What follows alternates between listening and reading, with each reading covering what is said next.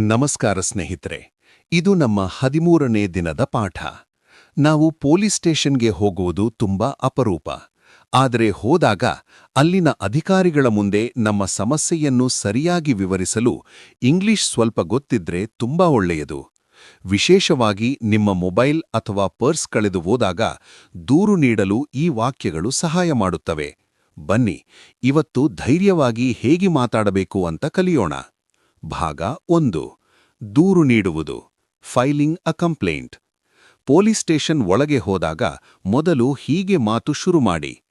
ನನಗೆ ಒಂದು ದೂರು ನೀಡಬೇಕು. I want to file a complaint. ನನ್ನ ಮೊಬೈಲ್ ಕಳೆದು ಹೋಗಿದೆ. I lost my mobile. ಯಾರೋ ನನ್ನ ಪರ್ಸ್ ಕದ್ದಿದ್ದಾರೆ. Someone stole my purse. ಇದು ಎಲ್ಲಿ ನಡೆಯಿತು? Where did it happen? ಪೊಲೀಸರು ಹೀಗೆ ಕೇಳಬಹುದು. ಭಾಗ 2. ಕಳೆದು ಹೋದ ವಸ್ತುಗಳ ವಿವರ. Describing lost items. ನಿಮ್ಮ ವಸ್ತು ಹೇಗಿತ್ತು ಎಂದು ವಿವರಿಸಲು ಈ ಪದಗಳನ್ನು ಬಳಸಿ. ಅದು ಕಪ್ಪು ಬಣ್ಣದ ಬ್ಯಾಗ್ ಆಗಿತ್ತು. It was a black bag. ಅದರಲ್ಲಿ ಸ್ವಲ್ಪ ಹಣ ಮತ್ತು ದಾಖಲೆಗಳಿದ್ದವು. It had some cash and documents. ಇದು ನನ್ನ ಆಧಾರ್ ಕಾರ್ಡ್ ನಕಲು. This is a copy of my Aadhaar card. ದಯವಿಟ್ಟು ನನಗೆ ರಸೀದಿ ಅಥವಾ ಕಾಪಿ ಕೊಡಿ. Please give me a copy of the FIR. ಭಾಗ 3. ತುರ್ತು ಸಹಾಯ ಕೇಳುವುದು. Emergency help. ರಸ್ತೆಯಲ್ಲಿ ಏನಾದರೂ ತೊಂದರೆಯಾದಾಗ ಅಥವಾ ಅಪಘಾತವಾದಾಗ ಹೀಗೆ ಕೂಗಿ ಹೇಳಿ. ದಯವಿಟ್ಟು ನನಗೆ ಸಹಾಯ ಮಾಡಿ. Please help me. ಯಾರಾದರೂ ಪೊಲೀಸರಿಗೆ ಫೋನ್ ಮಾಡಿ.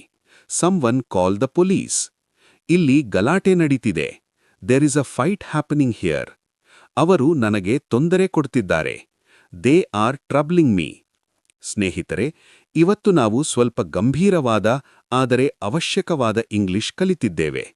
ಇವತ್ತಿನ ಹೋಮ್ವರ್ಕ್, ನನ್ನ ಮೊಬೈಲ್ ಕಳೆದು ಹೋಗಿದೆ ಅನ್ನೋದನ್ನ ಇಂಗ್ಲಿಷ್ನಲ್ಲಿ ಕಮೆಂಟ್ ಬಾಕ್ಸ್ನಲ್ಲಿ ಬರೆಯಿರಿ. ಈ ವಾಕ್ಯ ನಿಮಗೆ ಎಂದೂ ಬೇಕಾಗದಿರಲಿ ಅಂತ ಹಾರೈಸುತ್ತೇನೆ, ಆದರೂ ಕಲಿತುಕೊಳ್ಳುವುದು ಒಳ್ಳೆಯದು. ನಾಳೆ ನಾವು ಕರೆಂಟ್ ಬಿಲ್ ಅಥವಾ ನೀರಿನ ಬಿಲ್ ಆಫೀಸ್ನಲ್ಲಿ ದೂರು ನೀಡುವುದು ಹೇಗೆ ಅನ್ನೋದನ್ನ ಕಲಿಯೋಣ. ಮರೆಯದೆ ಈ ವಿಡಿಯೋನ ಶೇರ್ ಮಾಡಿ. ಧನ್ಯವಾದಗಳು.